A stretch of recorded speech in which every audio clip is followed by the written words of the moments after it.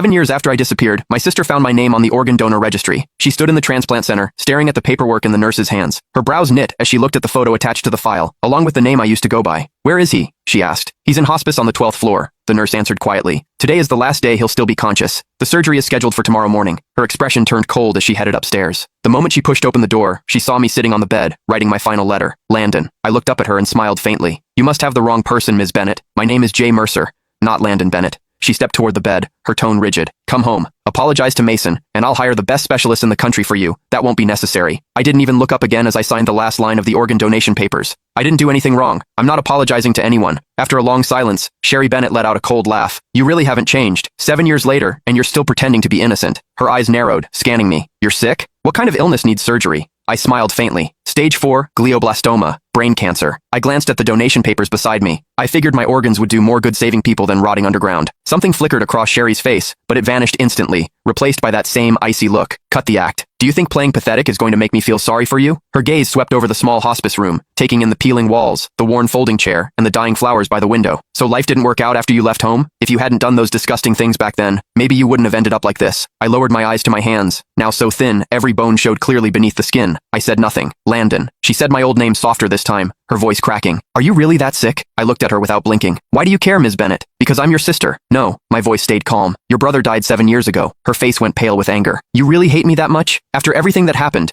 Are you seriously pretending you weren't the one who enough?" I cut her off. "You didn't come here to dig up the past. Say what you actually came to say." She opened her mouth, then hesitated, completely speechless. I gave a soft laugh. "Let me guess. Mason needs a new liver, doesn't he?" Sherry didn't answer. She didn't have to. The way her eyes avoided mine told me everything. I leaned back against the hospital bed, laughing under my breath. "So, that's it. After 7 years, he finally remembered he had an older brother. Today, you came here to ask for my liver?" "Not ask," she corrected sharply. "It's your duty. You agreed to donate before, and Mason needs you again now. He's your brother." I stared at her, amused by how ridiculous she sounded. "Sherry, when you kicked me out 7 years ago, why didn't you remember I was his brother then?" "That was your own fault," she snapped. "If you hadn't done those horrible things to Mason, if you hadn't framed him, I never would have kicked you out." Her voice shook with fury. "You're still lying. Still acting innocent. You think disappearing for 7 years erased what you did?" I slowly closed my eyes as numbness spread through my chest. Even now, she never doubted him. To her, I was always the villain. "Please leave. I need to rest." She grabbed my shoulder hard enough to hurt. "Listen carefully. Mason needs your liver." I opened my eyes, looking at her calmly. "Then he can wait for someone else. My organs are already promised to strangers." Her whole body shook with anger. "How can you be so heartless? Mason saved my life back then.